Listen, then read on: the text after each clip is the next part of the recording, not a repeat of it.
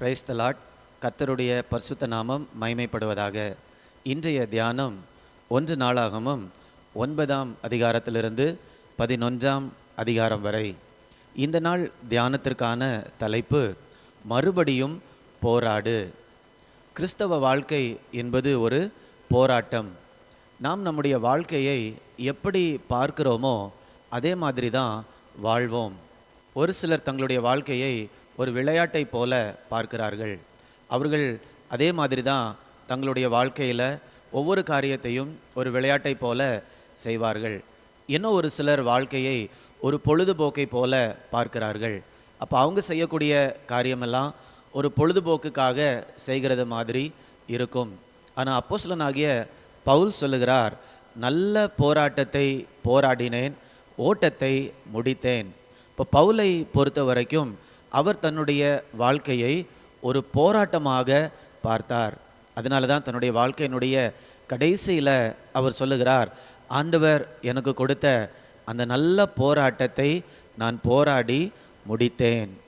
தாவீதுடைய வாழ்க்கையில் கூட அவர் ராஜாவாக பொறுப்பெடுத்த உடனேயே தேசத்தில் குடியிருக்கக்கூடிய எபூசியர்களை துரத்துவதற்காக தன்னுடைய சேனைகளோடு அவர் புறப்பட்டு போகிறார். 1 நாளாகமம் 11ஆம் அதிகாரம் 4ஆம் வசனம் 5ஆம் வசனத்தில் இந்த காரியத்தை நாம் பார்க்க முடியும். அதே காரியத்தை 2 சாமுவேல் 5ஆம் அதிகாரம் 6ஆம் வசனத்திலையும் நம்ம வாசித்திருக்கிறோம். நான் இப்போ உங்களுக்கு வாசிக்கிறேன். தேசத்தில் குடியிருக்கிற எபூசியர் மேல் யுத்தம் பண்ண ராஜாவானவன் தன் மனுஷரோடே கூட எருசலேமுக்கு போனான். தாவீது போகும்போது அவங்க என்ன சொல்கிறாங்கன்னா, எபூசியர்கள் அவர்கள் இதிலே பிரவேசிக்க தாவீதால் கூடாது என்று எண்ணி தாவீதை நோக்கி, நீ இதற்குள் பிரவேசிப்பதில்லை, குருடரும் சப்பானிகளும் உன்னை தடுப்பார்கள் என்று சொன்னார்கள். அப்போ தாவீதை பார்த்து எபூசியர்கள் சொல்கிறாங்க, இந்த இடத்த உன்னால் சுதந்திரிக்கவே முடியாது.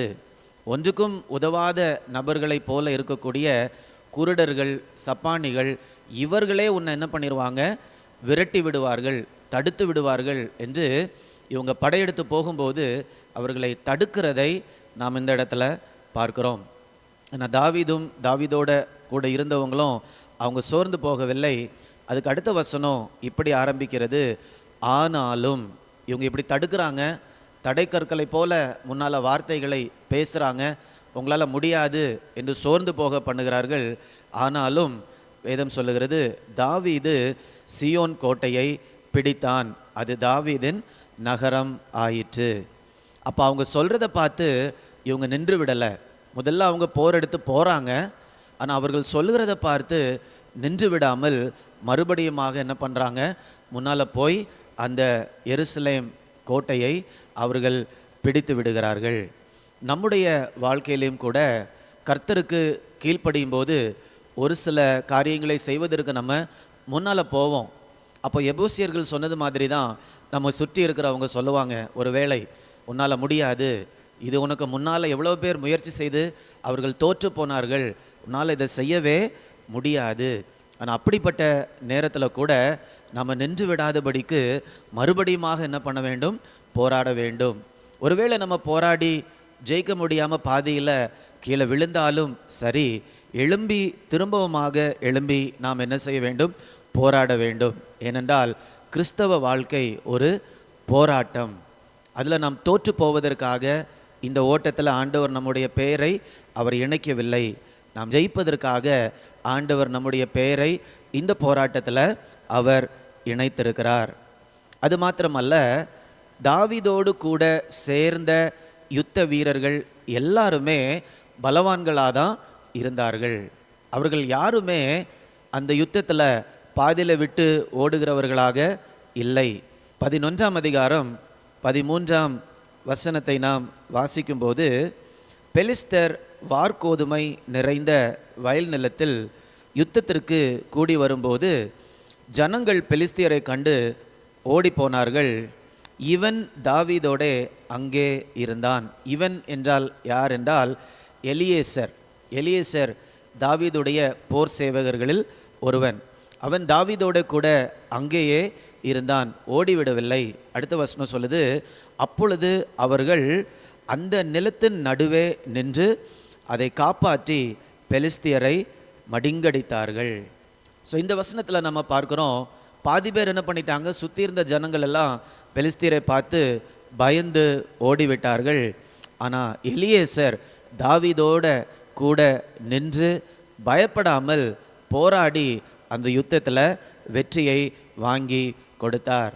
அப்போ தாவீது மாத்திரம் யுத்த வீரனாக இல்லை, தாவீதோடு கூட இருந்த அனைவருமே நல்ல யுத்த வீரர்களாக தான் இருந்தார்கள். அதைத் தொடர்ந்து நம்ம 12ஆம் அதிகாரம் 8ஆம் வசனத்தில் பார்க்கும்போது, காத் புத்திரர் அவர்களிலும் ஒரு சிலர் என்ன பண்ணாங்கன்னா, தாவீதோடு யுத்தத்தில் சேர்ந்தார்கள்.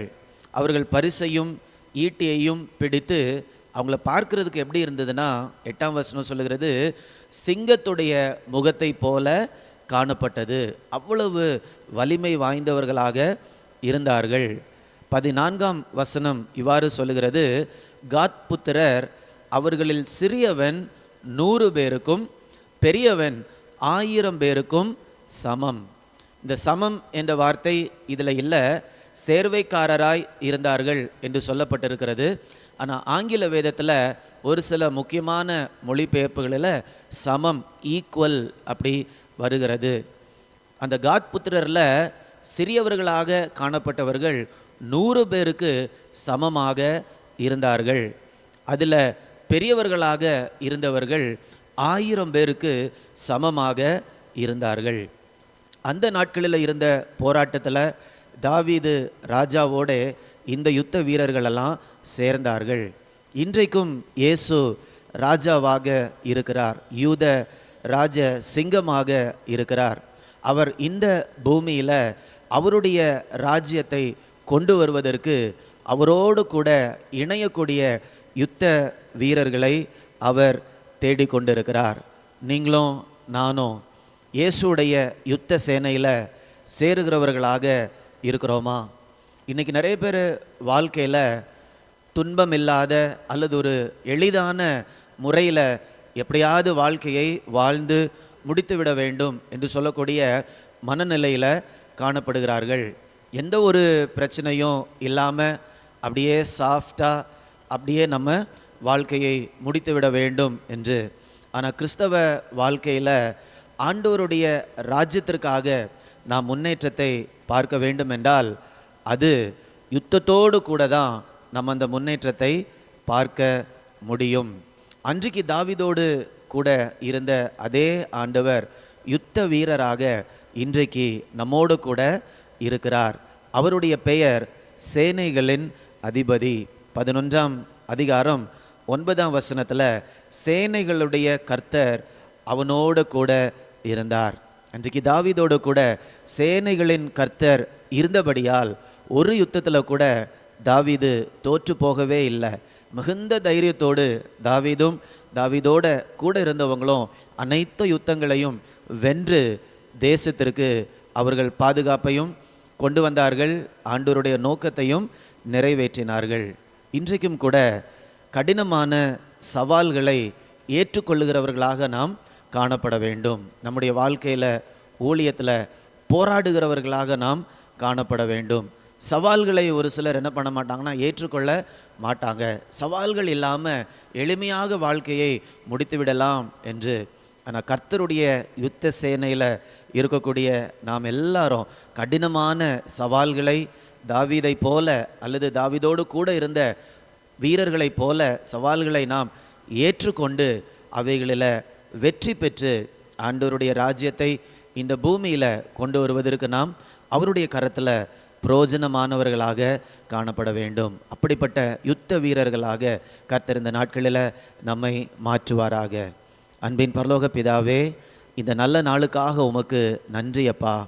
தாவீதுடைய வாழ்க்கை சரித்திரத்தை திரும்பவுமாக நாங்கள் தியானிப்பதற்கு ஆண்டவர் கொடுத்த வாய்ப்புக்காக உமக்கு நன்றி அப்பா.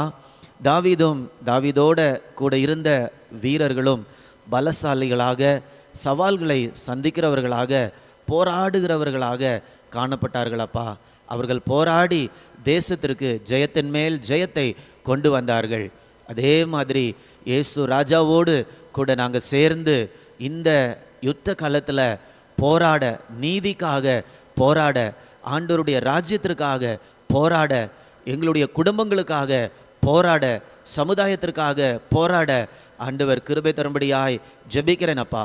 அப்படிப்பட்ட ஒரு போர் வீரர்களாக கர்த்தர் எங்களை பயன்படுத்தி உம்முடைய நாமத்தை நீங்கள் மகிமைப்படுத்துங்க. உம்முடைய நோக்கங்களை நிறைவேற்றுவதற்கு எங்களை பயன்படுத்துங்க.